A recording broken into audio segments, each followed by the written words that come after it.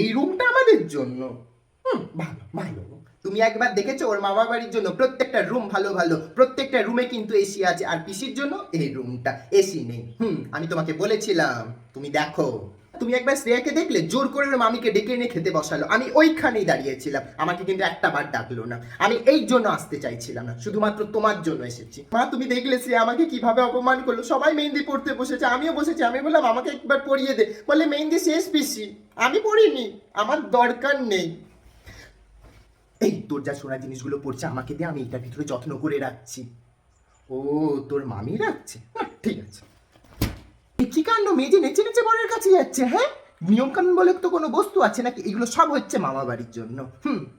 এই তুমি কি দিলে গো? গলার চেন? ও, আমারও তো কত ইচ্ছে ছিল ওকে একটা গলার চেন দেবো, একটি মাত্র ভাইজি, ওকে দেবো না তো আর কাকেই দেবো বলো? কিন্তু ইচ্ছে থাকলে কি আর উপায় হয়? আর আজকালকার যা দিনকাল পড়েছে, সে একজনের উপরে সংসার, বুঝতেই পারছো তো। আমি ওকে একটা কানের দিয়েছি, আর যেরকম পিসির সামর্থ্য সেই রকমই দেবে। এই ওর মামা বাড়ি থেকে কি দিয়েছে গো? ও, নেকলেস, বড়লোক মামা তাই দিয়েছে। আমি এসে পর থেকে ওটা বুঝতে পেরেছি। না না, তুমি দেখো, এটা আমাকে শাড়ি দিয়েছে, হ্যাঁ, ভাইজির বিয়েতে পিসিকে এই শাড়িটা দিয়েছে।